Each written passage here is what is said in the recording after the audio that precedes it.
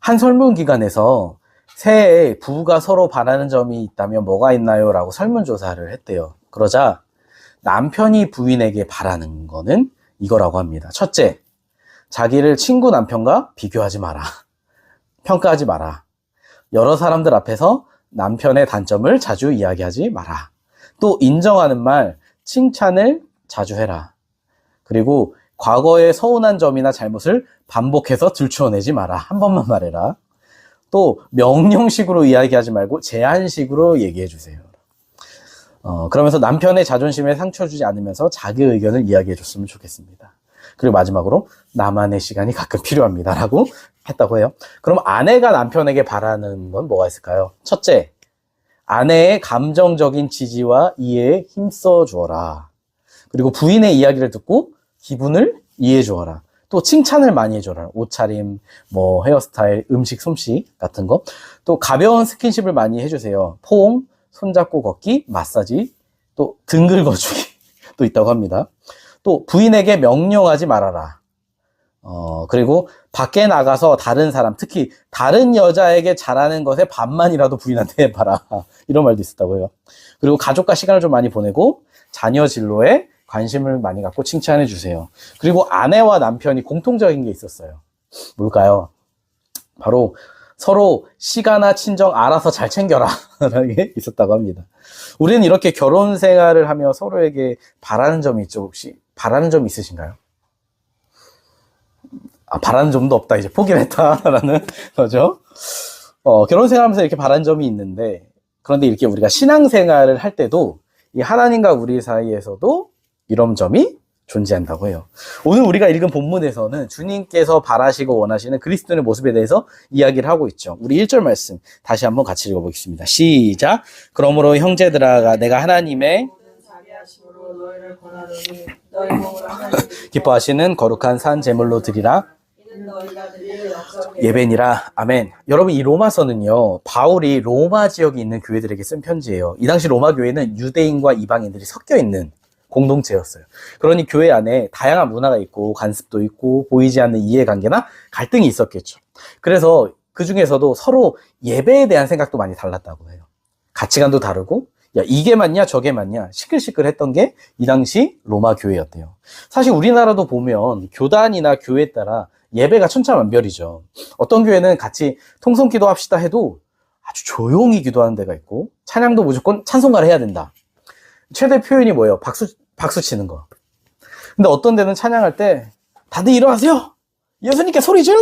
댄스 파티를 한 데도 있고, 심지어는 인도자가 담임 목사님 앞으로 나오세요. 뛰어! 장로님 검사에 다 나와!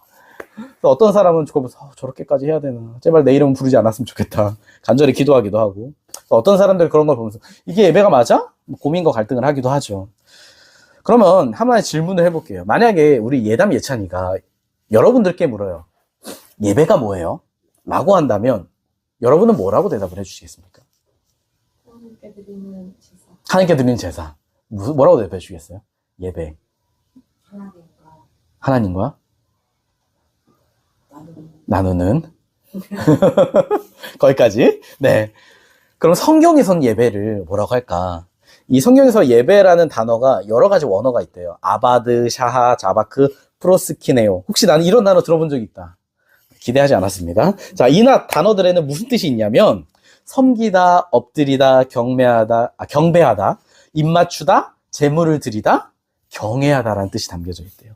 그래서 이 뜻을 종합해 보면 뭐냐? 내가 소중히 여기는 대상을 섬기고 경배하고 존중히 여기는 행위, 그 앞에 엎드리는 행위, 그게 예배다. 그런데 그 예배 안에 중요한 본질이 뭐냐? 바로 내 몸을 하나님이 기뻐하시는 거룩한 산제물로 드리는 거. 여러분, 보통 교회 안 다니는 사람들이 제일 교인들에게 신기한 게 뭔지 아세요? 예배 드릴 때의 모습이래요. 특히나 주일에 모여서 또 예배 드리고, 일반적인 교회는 뭐 수요 드리고 금요 드리고 새벽 예배 드리고 거기다가 또 뭐 구역 예배까지 있고. 그래서 보통 교회 안 다니는 사람들은 이해를 못 한대요. 너네는 일주일 내내 교회에서 사냐? 주말에 놀러 가자고 해도 안 가고. 그런데 그 중에서 제일 신기한 게 뭐냐? 통성기도 하는 거. 저희 누나 아들, 제가 조카죠. 초1인데 교회에서 사사학교라는 거에 이제 들어가려고 인터뷰를 한대요. 너희 가족들은 교회에 다 다니시니 하니까 뭐라고 했냐면, 네, 저희 외할머니는 권사님이신데 특히 기도를 열심히 합니다. 아다다다다다. 이게 뭔지 아세요? 방언 기도하는 거. 그래서 통성 기도하는 거 보고 사람들이 보통 안 다니는 사람에서 놀라서 막 나가기도 하고 막 한대요, 실제로. 그럼 여러분, 우리가 세상의 이런 시각에도 불구하고 이렇게 모여서 예배를 드리는 이유가 뭐예요? 그 이유를 오늘 본문 1절에는 이렇게 이야기를 합니다. 바로 하나님의 모든 자비하심 때문이다. 여러분도 알다시피 성경에 구약시대에도 하나님께 예배를 드렸을까요? 안 드렸을까요? 어떻게 드렸죠? 주로 짐승을 드려서 죽여서 제물로 바치죠. 여러분, 이스라엘에는 우리 명절과 같이 유월절이라는 게 있어요. 이게 뭐예요? 예전에 이스라엘 백성들이 애굽에서 노예 생활할 때 하나님께서 애굽을 심판하셨죠. 10가지 재앙을 내리셨어요. 근데 마지막 10번째 재앙은 9번째 재앙과 좀 달랐죠. 전에 이야기했었는데 10번째 재앙이 뭐였어요? 애굽에 있는 첫째 생명은 다 죽는다. 사람이든 짐승이든. 근데 이상한 건 9번째 재앙까지는 이스라엘에 해당이 있었어요? 없었어요? 없었죠. 근데 마지막 죽음은 이스라엘도 피해가지를 못했어요. 왜요? 인간은 다 죄인이니까. 죄의 대가는 뭐예요? 죽음이니까. 그래서 하나님께서 죽음의 심판을 하시러 내려오시면 어느 누구도 그 죽음을 피할 수 없다. 그걸 알려주시는 거죠. 그런데 이스라엘이 어떻게 살았나요? 하나님께서 피할 길을 열어주셨죠? 바로 어린 양을 잡아서 지금 문설주와 인방에 피를 발라라. 그럼 죽음이 피해갈 거다. 왜요? 양이 내 대신 죽었으니까. 그래서 죽음의 천사들이 그 피를 보고 어떻게 해요? 지나가죠. 양의 죽음으로 용서를 받은 거예요. 그래서 구약시대에는 이스라엘 백성들이 그렇게 자신들이 구원받은 걸 기념해서 뭘 지켰어요? 유월절을 지켰어요. 양을 잡고 제사를 드리고. 그럼 생각해 보세요. 이제 유월절이 되면 수천 마리 양들이 어때요? 죽어요. 여러분도 아시죠? 피에도 냄새가 있다는 거. 그럼 예루살렘이 어때요? 피냄새가 진동을 하죠. 다른 짐승들이 그 피냄새를 맡고 뭘 느껴요? 죽음을 직감하죠. 그러면 울부짖고 소리 지르고 온 동네가 죽는 소리로 가득해요. 그러면 그 당시 이스라엘은 그렇게 제사를 드릴 때 어떤 마음으로 드렸을까요? 보면서, 아, 저 짐승이 내 죄 때문에 죽는구나. 내가 저게 없으면 하나님 앞에 죽을 수밖에 없는 죄인이구나 느꼈겠죠. 근데 문제는 이렇게 한 번 제물을 드리면 끝나나요? 아니요. 평생을 그렇게 해야 돼요. 죄 지을 때마다 짐승을 잡아야 돼요. 절기 때마다 잡아야 되고, 대속죄일이라고 이스라엘의 전체 죄를 용서해 주세요 하는 날이 있거든요. 그때도 제사 때도 양을 잡아야 돼요. 무슨 말이냐? 이 짐승의 죽음이, 양의 죽음이 인간의 죄를 완전히 해결해 주지 못한다라는 거죠. 혹시 여러분은 개를 키워보신 적 있으신가요? 요즘에는 개팔자가 상팔자래요. 왜냐면 개도 유치원을 다니고 우리 애들처럼 낮잠도 자고 개 미용실도 있고 개 호텔도 있고 개 전용 수영장도 있고 개 옷도 있대요. 개 간식들도 엄청 많아요. 이제는 유모차에 뭘 태우고 다녀요? 개를 태우면서 개모차라고 하죠. 실제로 어떤 교회에서는 성도가 우리 개가 죽었는데 와서 장례 예배 좀 해주세요. 개가 아픈데 안수기도 좀 해주세요.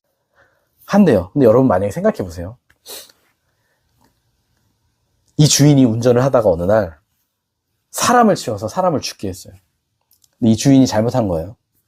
근데 주인이 뭐라고 하냐면 내가 내 소중한 이 개를 나 대신 벌받게 하겠다. 우리 그걸로 퉁칩시다. 퉁칠 수 있나요? 아니죠. 왜요? 개가 아무리 소중해도 개는 개니까. 개와 사람의 가치가 같지 않아요. 그런데 짐승 재물도 그래요. 일시적이에요. 왜요? 인간과 그 양이 같은 가치가 아니니까 급이 다르니까.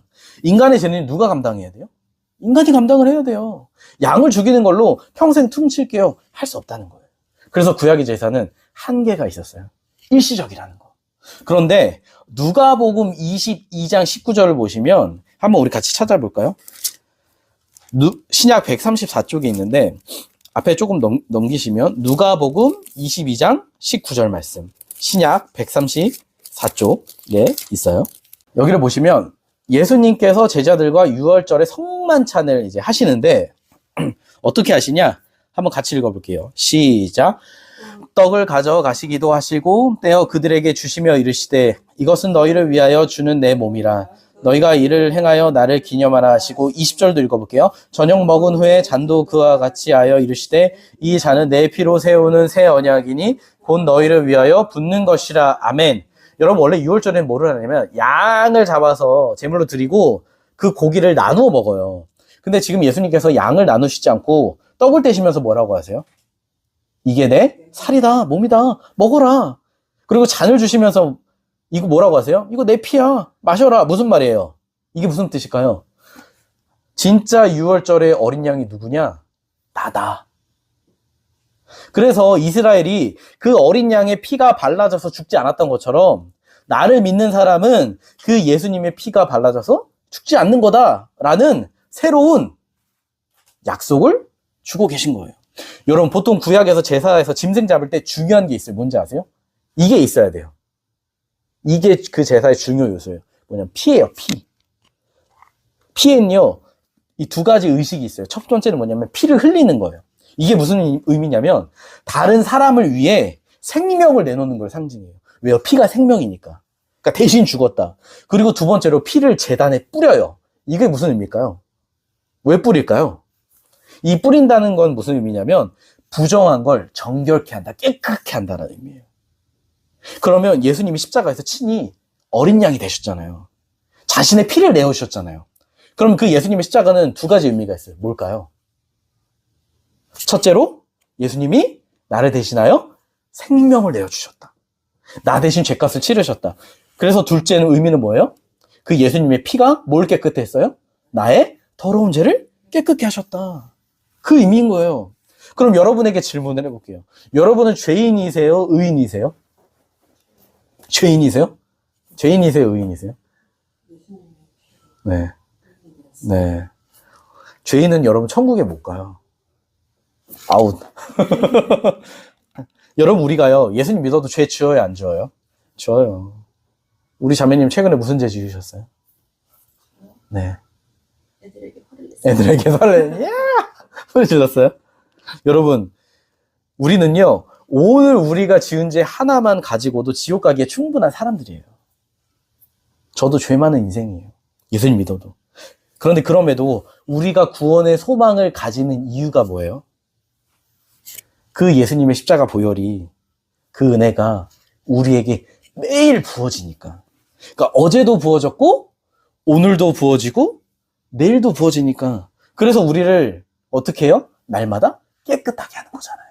그 예수님의 십자가 피가. 여러분 보통 죽음을 앞둔 사람은요 두 가지 반응이 있대요. 전에도 얘기한 것 같은데 평안히 웃으면서 가거나 두려워하거나. 주로 전자는 그리스도인이 많고 후자는 세상 사람들의 경우가 많대요. 다는 아닐 수 있어요. 왜냐하면 죽을 때가 되면 뭐가 열려요? 영안이 열리니까. 그래서 자기 앞에 죄의 심판의 지옥이 기다리는지 예수님께서 천국에서 기다리시는지 보이고 안다는 거예요. 실제 그걸 목격한 사람들에 의하면. 여러분 우리가 이 세상에서 주님께 가장 받은 큰 선물이 뭘까요? 그렇죠. 구원. 그래서 그 구원받은 사람의 특징이 뭐예요? 지옥의 심판을 두려워하지 않는 거. 여러분 이거보다 우리 인생에 더 중요한 문제가 있을까요? 100년도 못 사는 인생인데 이걸 우리는 뭐라고 부르냐? 은혜라고 불러요. 그런데 이 은혜가 거저 주어진 은혜냐? 아니요. 하나님 입장에서는 아주 값비싼 대가를 치르셔야 했어요. 그게 뭐예요? 예수님을 십자가에 버리시는 거. 저희 주인이 최근에 아기가 어린데 병원에 입원을 했어요. 구급차를 타고 큰 병원 중환자실에 입원을 했죠. 근데 그 아버지가 하는 말이 차라리 내가 아팠으면 좋겠다. 그게 부모의 마음이죠. 근데 병원에서 보면 어린 자녀들이 실제로 아파서 아니면 사고로 죽는 경우가 꽤 많대요. 그러면 그 부모의 울음소리가 온 병원에 울리는데 차마 다들 아무 말도 하지 못한다는 거예요. 여러분 남편을 잃은 사람을 뭐라고 해요? 과부라고 옛날에 표현하잖아요. 근데 자식을 잃은 사람을 표현하는 단어는 없어요. 왜냐하면 감히 그 아픔을 헤아릴 수 없다라는 거죠. 근데 저는 그 이야기를 딱 들으면서 하나님의 마음도 그러시지 않았을까? 여러분 예수님이 겟세마네 동산에서 기도하실 때 마음이 너무 괴롭고 힘들어서 기도하시는데 뭐라고 기도하셨어요? 하실 수 있거든 이 잔을 내게서 지나가게 하소서. 근데 그 기도를 들으시는 하나님의 마음은 어떠셨을까요? 아들이 그렇게 기도하는데 같이 아파하시지 않았을까요? 아들아, 네가 원하지 않으면 그 길 걸어가지 마라 라고 이야기하고 싶지 않으셨을까요? 십자가에서 죽어가는 자기 아들을 차마 바라보지 못하고 고개를 돌리셨을 때 하나님도 눈물을 흘리지 않으셨을까요? 그런데 그럼에도 예수님을 그 죽음의 길을 걸어가게 하셨어요. 왜요? 요한복음 3장 16절은 그 이유를 이렇게 말해요. 제가 읽어드릴게요. 하나님이 세상을 이처럼 사랑하사 독생자를 주셨으니 이는 그를 믿는 자마다 멸망하지 않고 영생을 얻게 하려 하십니다. 이유가 뭐래요? 우리를 이처럼 사랑하셨어. 자기 아들 내어주셨다. 오늘 본문 1절은 이걸 하나님의 자비하심이라고 해요. 이게 너희들에게 주신 하나님의 은혜다. 그래서 로마서 1장부터 11장까지 이 자비를 하나하나 설명하는 거예요. 하나님이 뭘 하셨는지. 그리고 그 하나님의 자비하심을 받은 우리에게 뭐라고 이야기하냐? 우리 1절 말씀 다시 한번 읽어보겠습니다. 시작. 그러므로 형제들아 내가 하나님의 모든 자비하심으로 너희를 권하노니 너희 몸을 하나님이 기뻐하시는 거룩한 산 제물로 드리라. 이는 너희가 드릴 영적 예배니라. 아멘. 우리가 방금 앞에 나눈 그 내용을 기준으로 말씀을 나눠보면 그 은혜를 받은 우리가 하나님께 해야 할 반응이 뭐냐? 예배다. 근데 그 예배가 어떤 예배냐면 첫째, 내 몸을 드리는 예배라는 거예요. 여러분 요새 젊은 사람들이 결혼을 많이 안 한대요. 못하는 사람도 있겠죠. 나는 그냥 혼자 살겠다. 만약 여러분들에게 다시 한번 2회차 인생의 기회가 주어져서 결혼 전으로 돌아간다. 하시겠습니까? 네, 눈빛으로 들었어요. 저는 할까요, 안 할까요? 해야죠. 안 한다고 하면 오늘 밤 큰일 나니까. 집안의 평화를 위해서. 근데 왜 다들 안 하냐? 결혼 생활이 환상이 아니거든요. 결혼을 하면 우리가 한 몸이 된다고 하잖아요. 한 몸이 돼서 같이 살아요. 근데 몸만 같이 산다고 한 몸이에요? 아니죠. 이 몸에는 무슨 의미가 남겨져 있어요? 사람의 지, 정, 의. 다시 말해, 우리 생각, 감정, 인격, 행동, 내 전부가 담겨져 있는 거예요. 그래서 한 몸이 되어 살겠습니다라는 건 뭐냐면, 다른 말로 내 모든 걸 다 내어주겠다라는 의미인 거예요. 결혼 생활에서. 그래서 서로만을 사랑하고 같이 기뻐하고, 힘들면 같이 이겨내고, 위로하고, 슬퍼하고, 같이 걸어가고, 누리고, 그게 한 몸이에요. 그게 어렵죠. 근데 오늘 본문에서 너희 몸을 드리라는 게 뭐냐? 간단해요. 네 전부를 하나님께 드려라. 네 생각, 네 마음, 네 몸, 네 시간. 그래서 부부가 한 몸이 되는 것처럼 내가 예수님과 한 몸이 되는 거예요. 그래서 예수님 안에서 주님이 주시는 구원을 기뻐하고 고난을 같이 이겨내고 같이 걸어가고 위로를 받고 복을 누리는 거. 근데 그런 예배가 되기 위해서 예배 가운데 빠지지 말아야 할 본질이 하나 있어요. 그게 뭔지 아세요? 예배는 주님과 만나는 거예요. 근데 어떤 만남이어야 되냐면 하나님이 기뻐하시는 만남. 여러분 제가 전에 얘기했어요. 이스라엘이 이사야 시대, 예레미야 시대 때 하나님 심판을 받아 망했다. 근데 전에도 이야기했듯이 예배가 없어서 망한 게 아니다. 오히려 예배는 많고 의식은 많았다. 성경을 안 읽어서 망한 게 아니다. 여러분 이들은요 교리가 잘못돼서 망한 게 아니에요. 그럼 뭐가 문제였을까요? 신앙에 대한 그들의 이해와 하나님의 관점이 달랐다는 거죠. 여러분 신앙이 타락하면요 하나님의 기준이 가려져요. 그래서 자기 관점으로 예배를 이해해요. 전에 말했다시피 이들은요 어때요? 매번 금식하고 저기 멀리서 값비싼 향신료, 좋은 재물을 바치고 절기를 다 지키면 하나님이 좋아하실 거라 생각했어요. 기뻐하실 거라 생각했어요. 그런데 하나님은 이사야 1장 12절 13절에 뭐라고 하시냐? 우리 한번 찾아볼까요? 구약 968쪽에 있어요. 같이 한번 읽어보겠습니다. 시작. 너희가 내 앞에 보이러 오니 이것을 누가 너희에게 요구하였느냐? 내 마당만 밟을 뿐이니라. 헛된 재물을 다시 가져오지 말라. 가증히 여기는 바요. 월삭과 안식일은 대회로 모이는 것도 그러하니 형해와 아울러 악을 행하는 것을 내가 견디지 못하겠노라. 아멘. 지금 하나님께서 이스라엘에게 뭐라고 하시냐면 너희들은 내 마당만 밟고 간다. 무슨 말이냐? 이들이 성전뜰에 와서 예배를 드리긴 하는데 형식은 있었지만 뭐가 없었다는 거예요? 하나님을 향한 마음은 없었다는 거예요.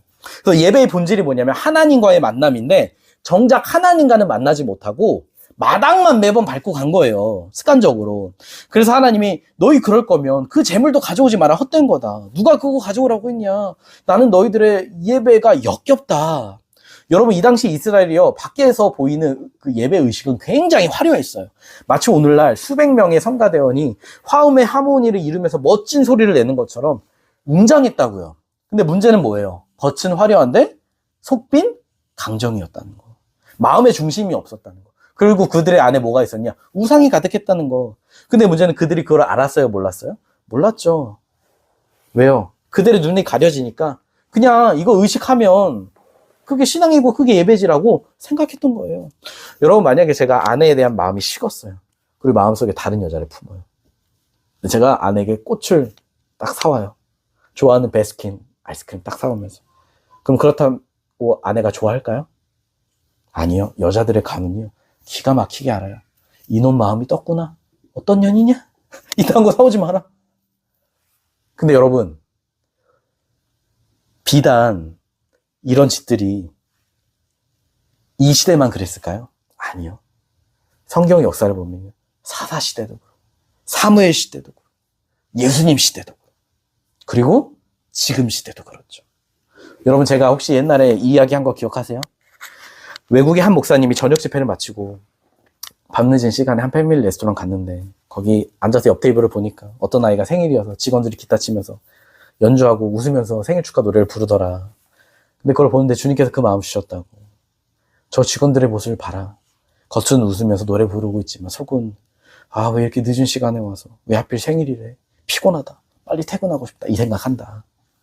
근데 그러면서 하시는 말씀이, 야, 오늘날 내 백성이라고 말하는 교회가 나에게 예배할 때 저렇게 예배한다. 근데 성도님들, 혹시 이게 우리 모습은 아닌가요? 예배는 왔어요. 시간도 드려요. 찬양도 불러. 근데 마음은 없어. 하나님 향한. 하나님과의 만난다고 우리가 예배를 생각해요? 생각조차 안 할 때 많죠. 그래서 어떤 이들은 그냥 예배를 구경해요. 뭐 성가대가 있으면 성가대 찬양 구경하고 박수 치면서 따라 하지만 마음을 담진 않아요. 말씀을 듣 때도 뭐 좋네, 나쁘지 않네, 마치 영화 보듯이. 그러니까 참석은 하지만 마당만 밟고 가는 예배인 거죠. 마음이 없는 입술뿐인 예배. 마치 저 패밀리 레스토랑의 직원처럼요. 여러분, 한 번이라도 예배를 드리면서 예배가 끝나서 아쉬운 적 있으세요? 보통 교회 끝나면요, 축도하잖아요. 성도들 잽싸게 나가요. 드디어 끝났다. 그러면서 나가면서, 아, 오늘 예배 드렸으니까 난 신앙의 의무를 다 했지. 하나님의 관점이 가려지니까 하나님이 원하시는 예배가 뭔지, 하나님의 마음이 뭔지, 지금 내 상태가 어떤지를 몰라요. 근데 문제는 이렇게 하시는 분들이 초신자냐? 아니요. 교회 오래 다닌 사람들. 권사, 장로, 집사, 목사들. 여러분, 요즘 유튜브로 수많은 목사님들 설교 들을 수 있어요. 저도 막 주중에 듣기도 하고 성도들도 막 듣잖아요. 다른 교회 목사님. 그래서 성경적 지식이 부족하지 않아요. 오히려 요즘처럼 지식이 많은 적이 드물어요. 더 잘 알아요. 근데 문제는 뭐예요? 이론은 많은데 실제가 없다는 거. 머리로는 알아요. 그러니까 대답도 잘해. 근데 문제는 그렇게 살지 않아요. 그렇게 예배하지 않아요. 그러면 자기는 이론적으로 아니까 예수님 잘 알지. 그 대표적인 사람들이 누구예요? 바리새인들. 여러분, 마음에 중심이 없는 예배는요, 그게 얼마나 화려하든 하나님께 아무런 의미가 없어요. 왜요? 하나님이 기뻐하시지 않는 예배니까. 그럼 여러분, 하나님이 원하시고 기뻐하시는 예배, 그 예배의 제물이 뭘까요? 여러분, 성경에서 최초로 하나님께 제물을 드린 사람들이 누군지 아세요? 누가 최초로 하나님께 제물을 드렸죠? 기록되어 있는 거. 가인과 아벨. 창세기 4장에 보면 이들이 제물 드리잖아요. 가인은 땅의 소산으로, 아벨은 양의 첫 새끼와 기름으로. 그런데 하나님께서 아벨의 제사는 받았는데 가인의 제사는 받지 않아요. 자, 질문. 왜 하나님은 아벨의 제사만 받으셨을까요? 근데 사실 성경에서 명확히 그때는 말하지 않아요. 근데 히브리서 11장 4절을 보면 그 이유를 이렇게 나와요. 제가 한번 읽어드릴게요.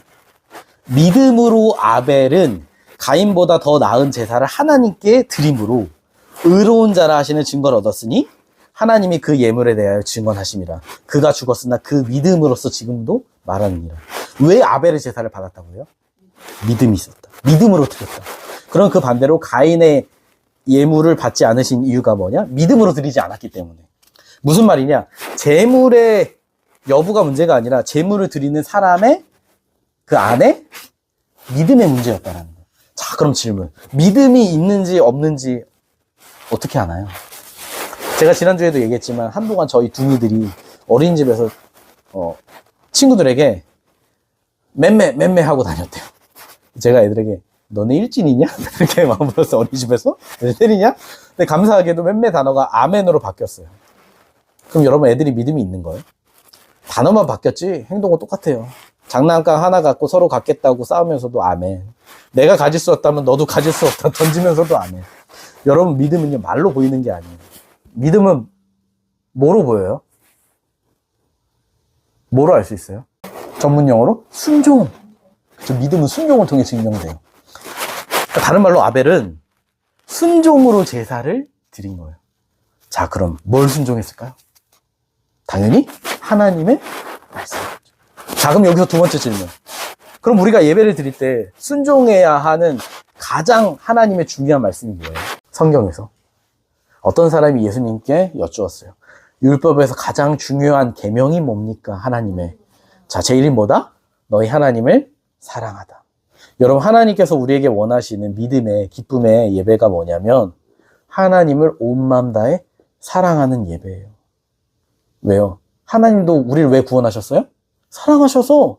그래서 구원의 목적이 뭐예요? 우리를 다시 하나님께로 인도하시기 위해, 다시 말해 하나님과 그 친밀한 사랑의 관계를 회복시키기 위해서 구원하셨잖아요. 그래서 아벨도 자기 양의 첫 새끼, 그게 무슨 뜻인지 아세요? 단순히 재물의 종류를 말하는 게 아니라 자기 가장 귀한 거. 그러니까 아벨은 자신의 가장 귀한 걸 바치면서 뭘 드린 거예요? 자신을 함께 드린 거예요. 그래서 그 예배 받으신 거죠. 여러분에게 한번 여쭈고 싶어요. 여러분은 어떠세요? 하나님을 사랑하세요? 하나님을 사랑하는 마음으로 오늘 예배를 드리고 계신가요? 그럼 하나님이 말씀하시는 사랑이 뭘까요? 우리 오늘 찬양했잖아요. 무슨 찬양했어요? 나 무엇과도 주님을 바꾸지 않으리. 다른 어떤 은혜 구하지 않으리. 오직 주님만이 내 삶의 도움이시니 주의 얼굴 보기 원합니다. 주님 사랑해요. 온 마음 다해 정성 다해. 이 찬양의 핵심이 뭐예요? 오직 주님만을 원합니다. 주님만이 나의 목적입니다. 근데 여러분 정말 주님 외에 다른 은혜 필요 없으세요?